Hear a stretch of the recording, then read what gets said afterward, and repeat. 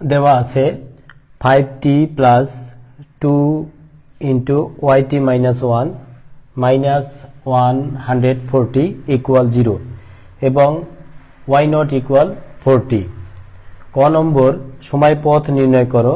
খ t equal 0 এবং t equal 1 বসিয়ে শুদ্ধি পরীক্ষা করো। গ নম্বর সময় পথের প্রকৃতি নির্ণয় করো। তাহলে আসা যাক সমাধান।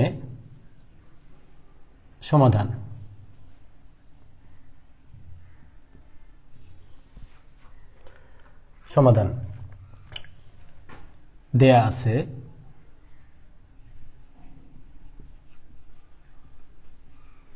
দেয়া আছে 5yt plus 2 into yt minus 1 minus 140 equal 0। এটা একটা অন্তর সমীকরণ, কারণ এখানে অন্তর্পদ আছে yt এবং yt মাইনাস 1, তাহলে এটা অন্তর সমীকরণ। এখন আমরা লিখব বা 5yt plus 2yt minus 1 equal 140। এটার নাম দিব 1 নং সমীকরণ। তোমরা দেখো এখানে একটা স্থির পদ আছে 140, এই কারণে এটা অসমজাতীয় অন্তর সমীকরণ। অসমজাতীয় অন্তর সমীকরণকে সমাধান করার নিয়ম হলো, প্রথমে আমাদেরকে yc অর্থাৎ কমপ্লিমেন্টারি ফাংশন এবং পরবর্তীতে পার্টিকুলার ইন্টিগ্রাল বের করতে হবে। তাহলে আমরা শুরুতেই লিখব যে 1 নং সমীকরণকে আগে আমরা সমজাতীয় করে নিব। কি করে নিব? সমজাতীয় করে নিব। আমরা দেখি 1 নং এর সমজাতীয় 1 নং এর সমজাতীয় সমীকরণ হবে 1 নং এর সমজাতীয় অন্তর সমীকরণ হবে কি 5yt plus 2yt minus 1 equal, এই যে 140 স্থির পদ, এই জায়গায় আমরা 0 সেট করব। তাহলে এটা কি হলো? সমজাতীয় অন্তর সমীকরণ। এইখানে আমরা 2 নং সমীকরণ দিব। ওকে, এখন এই 2 নং সমীকরণ দেওয়ার পর আমাদেরকে নির্ণয় করতে হবে কমপ্লিমেন্টারি ফাংশন অর্থাৎ yc নির্ণয়। এই কথাটা লিখি, yc নির্ণয়। এখন yc নির্ণয় করব, অর্থাৎ এটার সাধারণ সমাধান বের করে যেটা পাবো সেটাই হবে yc। তাহলে এই ক্ষেত্রে আমরা ধরি yt, আমরা ধরে নিব যে yt equal a b two the power t। এখানে a b two the power t হবে নট ইকুয়াল টু 0, অর্থাৎ এটা 0 এর সমান হবে না এটা। অতএব এখানে দেখো তো অন্তর্পদ আছে দুইটা, একটা yt আর একটা yt মাইনাস 1। তাহলে yt ইকুয়াল আমরা ধরেছি a into b two the power t, তাহলে yt মাইনাস 1, অতএব yt মাইনাস 1 সমান সমান হবে a b, a t এর পাওয়ার, এখানে t আছে এই জায়গায় আমরা দিব t মাইনাস 1, এখানে আছে t মাইনাস 1 এই জন্য t মাইনাস 1 দিলাম, এখানে আছে t এই জন্য t দিয়েছি, অর্থাৎ t এর জায়গায় t মাইনাস 1। ওকে, এখন আমাদেরকে এই যে yt আর yt মাইনাস 1 এর মান আমরা 2 নং সমীকরণে বসাবো। এখন yt এবং yt মাইনাস 1 এর মান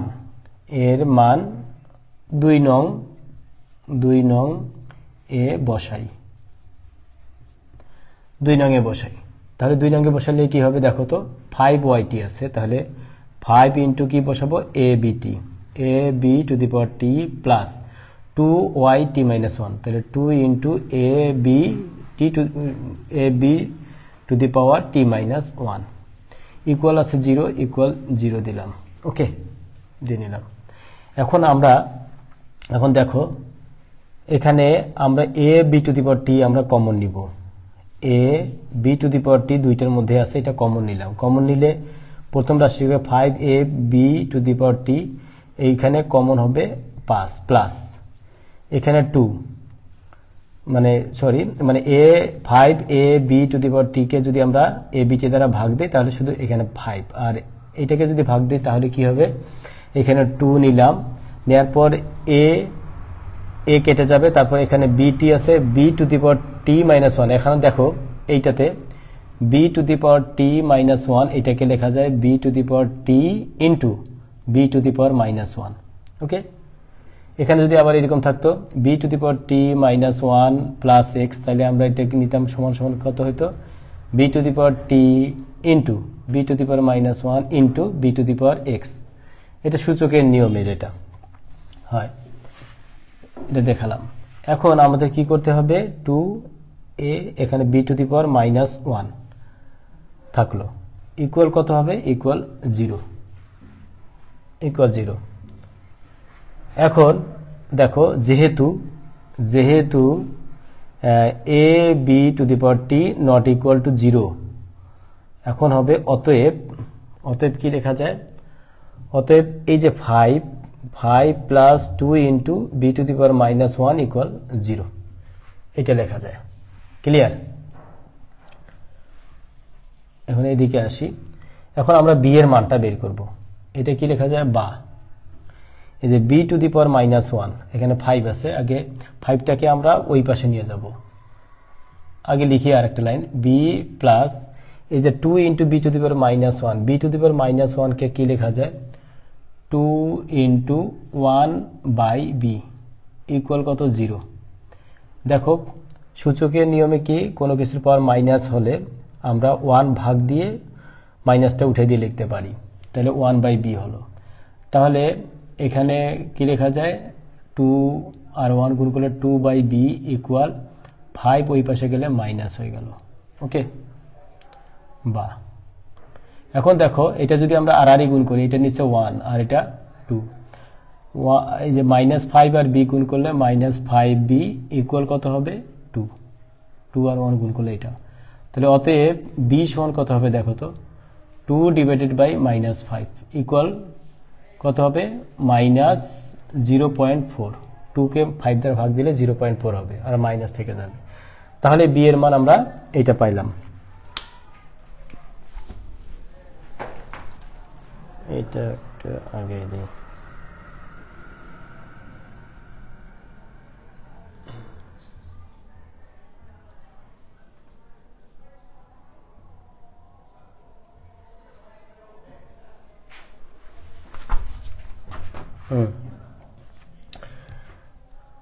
ওকে,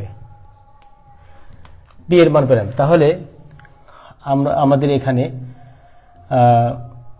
এই যে ABT YT ইকুয়াল ABT, এইখানে আমরা বি এর মানটা বসিয়ে দিব। ওকে, অতএব আমরা লিখব, অতএব YT ইকুয়াল কত হবে, A ইন্টু বি এর পাওয়ার হবে minus 0.4 to the power T.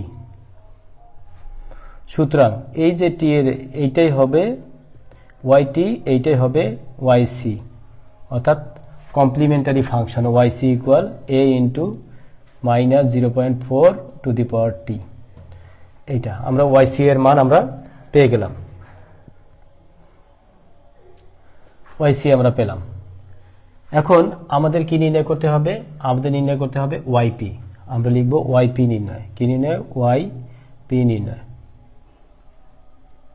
YP নির্ণয়। YP নির্ণয় করার জন্য আমাদেরকে ধরতে হবে যে ধরি YT সমান K, কে হলো একটা ধ্রুবক, কে সমান ধ্রুবক, কে হলো ধ্রুবক। ওকে, তাহলে YT সমান K, অতএব YT মাইনাস 1 ধরবো। এখানে আছে YT আর YT মাইনাস 1 দুইটা অন্তর্পদ, তাহলে T মাইনাস 1ও হবে K।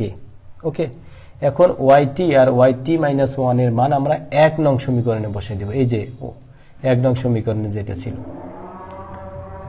তাহলে আমরা লিখব YT এবং YT মাইনাস 1 এর মান 1 নং এ বসাই, 1 এ বসাই, 1 এ বসাই। তাহলে 1 এ বসালে কি হবে দেখো তো, 5YT, এটার মান হচ্ছে K, তাহলে 5k প্লাস এটা কত হয় 2yt মাইনাস 1, এটা হচ্ছে 2k ইকুয়াল কত হবে 140 140 বা এখন 5k আর 2k কি হয় 7k ইকুয়াল 140, অতএব k ইকুয়াল কত হবে 140 কে যদি আমরা 7 দ্বারা ভাগ দেই তাহলে হবে কত 20, k এর মান হলো 20, অর্থাৎ yp হলো কত 20, yp এর মান হলো 20, yp এর মান আমরা পাইলাম 20, yp এর মান আমরা 20 পেলাম। এখন এই যে আমরা যেটা করব দেখো yc আর yp নির্ণয় করে ফেললাম।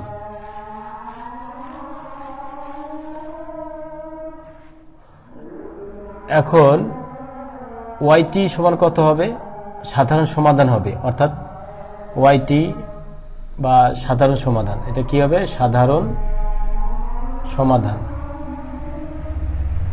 সমাধান yt ইকুয়াল হবে yc প্লাস yp, তাহলে yc আমরা কত পেয়েছি, yc আমরা পেয়েছি a into minus 0.4 to the power t plus yp এর মান পেয়েছি আমরা 20, yp এর মান পেয়েছি 20, এইটা। তাহলে এটা হলো সাধারণ সমাধান। এখন এটা নির্দিষ্ট সমাধান আমাদের বের করতে হবে।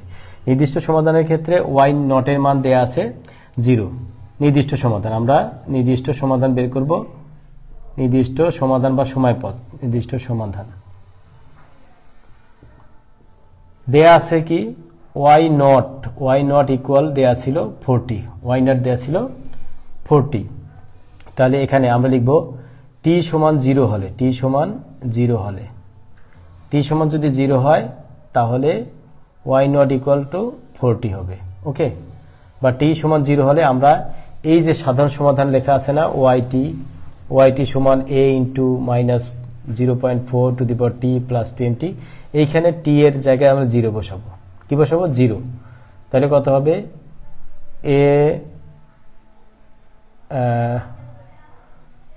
t এর জায়গায় 0, t সমান 0 হলে y0 সমান a ইন্টু মাইনাস 0.4 আর t এর জায়গায় 0 প্লাস 20, ওকে।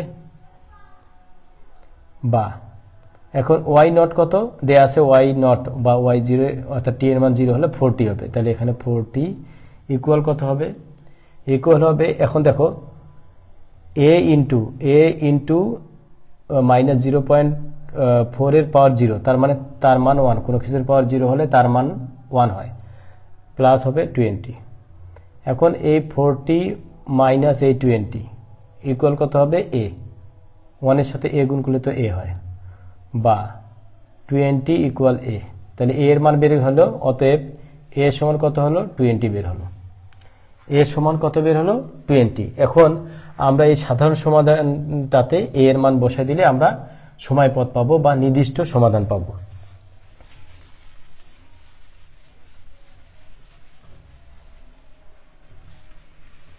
তাহলে আমরা লিখব অতএব সময়পথ বের করতে বলছে, সময়পথ কত হবে yt সমান এই যে এটার এর জায়গায় আমরা কত বসাবো 20 বসাবো, 20 into minus 0.4 to the power t plus 20, এটা আমরা পেয়ে গেলাম। এটা হলো সময়পথ, 1 নং শেষ। প্রথমে 1 নং চেয়েছিল যে সময়পথ বের করো, এইটা আমরা শেষ করে ফেললাম। 2 নম্বরে ছিল যে শুদ্ধি পরীক্ষা করতে বলছে যে t সমান 0 আর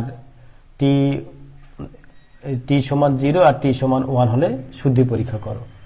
তাহলে এটা মনে রাখবা, এটা হলো সময়পথ। 2 নম্বর আমরা শুদ্ধি পরীক্ষার ক্ষেত্রে 1 নং থেকে আমরা পাই, দেখো তো 1 নং-এ কি আছে, 1 নং অথবা যেটা দেয়া আছে সেটারও শুদ্ধি পরীক্ষা করতে পারি।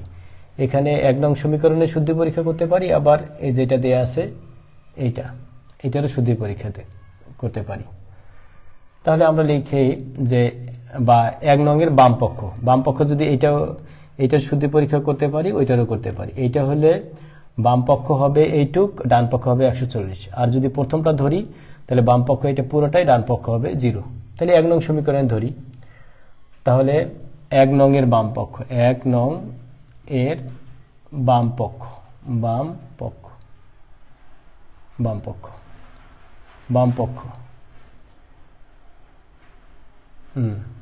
বাম পক্ষ কি ছিল? আমরা আগে যেহেতু বলছে t সমান 0 আর t1 সমান এটা আগে বের করি। t সমান 0 হলে এইখানে আমরা yt এর মান বের করব। y0 ইকুয়াল কত? t এর জায়গায় 0 বসাবো, 20 টু মাইনাস 0.4, t এর মান 0 প্লাস 20 ইকুয়াল কত হয় দেখো তো? 20 ইন্টু এই যে 0.4 এর উপর পাওয়ার হচ্ছে কত? 0।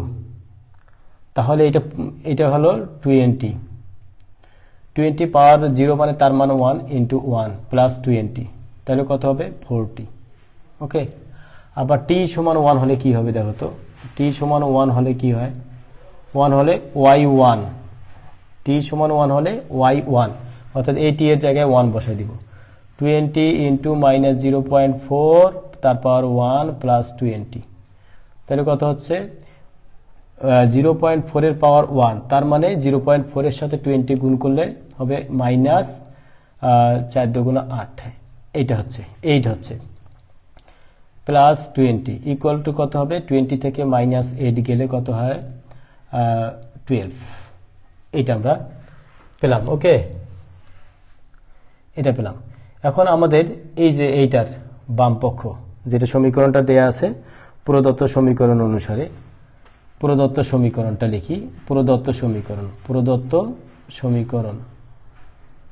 সমীকরণ কি দেয়া ছিল দেখো? এই যে 5yt plus 2yt minus 1 minus 140 equal 0। এইটার আমরা বাম পক্ষ নিয়ে, ডান পক্ষটা 0 আছে, বাম পক্ষ টেস্ট করব। তাহলে আমরা লিখি বাম পক্ষ সমান কত?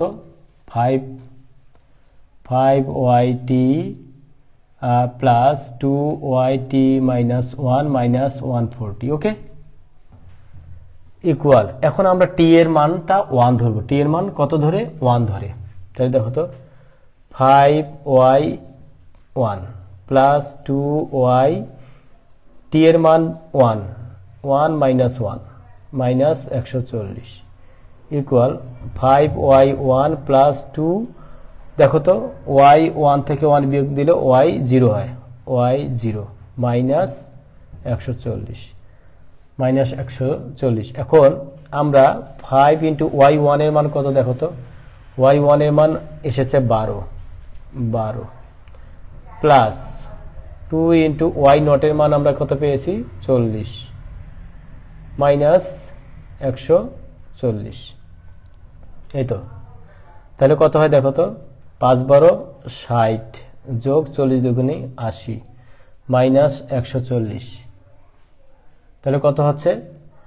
80 আর 60 যোগ করলে হবে 140, আর 140 থেকে 140 গেলে 0, তাহলে ডান পক্ষ 0 হয়ে গেল। তাহলে এটা শুদ্ধি পরীক্ষা হয়ে গেল। শুদ্ধি পরীক্ষা আমাদের হয়ে গেল, যেহেতু এই যে ডান পক্ষ 40, এটারও ডান পক্ষ 0, এটারও ডান পক্ষ 0 ছিল, এই যে ডান পক্ষ 0, এটা আমরা করলাম। এখন প্রকৃতি নির্ণয় করতে বলছে, যে 3 নম্বরে বলছে যে প্রকৃতি নির্ণয় করো। তাহলে প্রকৃতি নির্ণয়ের ক্ষেত্রে দেখো, প্রকৃতি নির্ণয়, প্রথমে প্রকৃতি নির্ণয়ের ক্ষেত্রে আমরা যেটা পেয়েছি 3 নাম্বার বা গ নাম্বার, প্রকৃতি নির্ণয়।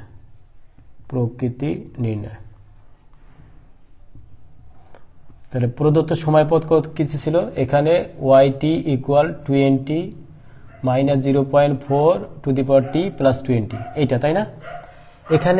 এখানে b এর মানটা কত ছিল? এখানে b সমান এই যে মাইনাস 0.4, এইটা হলো শূন্য অপেক্ষা ছোট। শূন্য অপেক্ষা ছোট, এবং এইখানে শূন্য অপেক্ষা ছোট যখন হবে তখনই আমরা এটা মন্তব্য করব। অতএব সময়পথ হবে যদি শূন্য অপেক্ষা ছোট হয় তাহলে আমরা বলবো দোলায়মান। শূন্য অপেক্ষা ছোট হলে বলবো দোলায়মান, আর যদি এটা পজিটিভ হইতো শূন্য অপেক্ষা বড় তাহলে আমরা বলতাম অদোলায়মান। অতএব সময়পথ দোলায়মান হবে, দোলায়মান। এটা শেষ। আর একটা হবে যে ভারসাম্যটা গতিশীল না স্থিতিশীল, অর্থাৎ অন্তর্মুখী না বহির্মুখী, এইটা। তাহলে এখানে বি এর মানটা আছে না, বিটাকে আমরা মোডের ভিতর নিব, অর্থাৎ বি এর পরম মান নিব। বি ইকুয়াল পরম মান -0.4 ইকুয়াল মোডের ভিতরে মাইনাস থাক আর প্লাস থাক, বাইরে আসলে কি হবে, প্লাস হবে 0.4। এটা 0.4 প্রথমে দেখাবো 0 অপেক্ষা বড় কিনা, তারপর দেখাবো পরম মানটা 1 অপেক্ষা বড় কিনা। তাহলে 1 অপেক্ষা এটা ছোট। তাহলে 1 অপেক্ষা যদি ছোট হয় তাহলে এইটা হবে ভারসাম্য অন্তর্মুখী অর্থাৎ স্থিতিশীল। অতএব সময়পথ কি হবে, ভারসাম্য অভিমুখী বা স্থিতিশীল। তাহলে অতএব সময়পথ হলো ভারসাম্য অভিমুখী।